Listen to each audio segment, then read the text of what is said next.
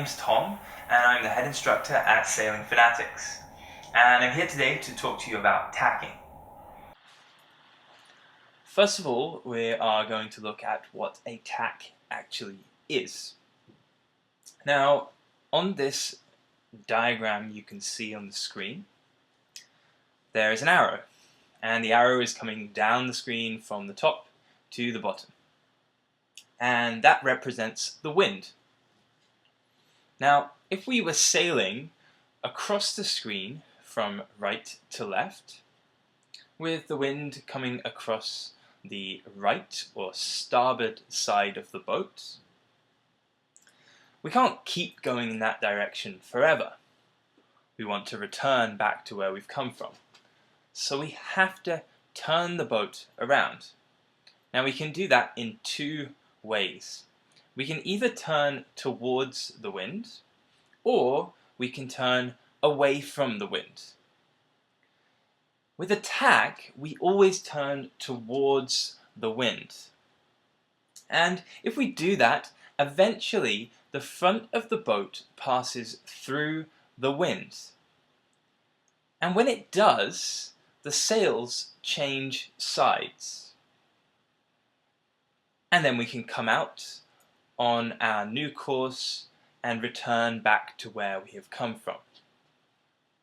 Now, because the sails change sides, the sailors, which always sit opposite the sails, have to change sides as well. And what tacking is about is actually learning how to change sides effectively. So now that we know what a tack is, we're actually going to slow down the tack that we saw earlier and talk it through. Now, before we even think about turning the boat, we need to check that it's actually safe to turn. We also need to communicate with our crew. And it doesn't really matter what you say. I personally say, ready to tack. The crew can then reply, ready, and make sure they actually are ready by uncleating the jib and looking around for safety, just to double check.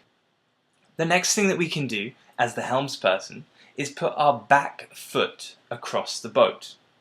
Not completely onto the other side, but almost onto the other side. And what this does is make sure that when we tack, we face forwards towards the front of the boat. Now that we have our back foot across the boat, and our crew is ready, and we've checked for safety, we can now turn the boat towards the wind and through the wind. Now, before you do that, I also think it's a good idea to actually check where you're turning towards. What's the target that you're aiming for when you've come out of the tack? So you can just look over your back shoulder, pick an object, anything on the shoreline, and that just acts as a guide to make sure that when you come out of the tack, you're heading in the right direction. You can then push the tiller away from you and say to your crew, tacking. The boat will start to turn towards the wind and through the wind. As the boat starts to turn, the sails will start to luff or flap, and the boat will actually start to heel over on top of you towards the wind. Now, what that means as the crew and the helmsperson is that we need to move into the boat, to the middle of the boat, to balance it out. As we do so, the boat will continue to turn. And once you've come out of the tack, the sails will then fill, so stop luffing, and you should be able to see your object or your target that you picked before we went into the tack. When you see that, or when the sails stop luffing, you can then straighten out the tiller. And that's a very important step. It's so important that it should be your priority during the tack. Once the boat's going in a straight line, you can then stand up on the new side, move forwards, and sit down on the side.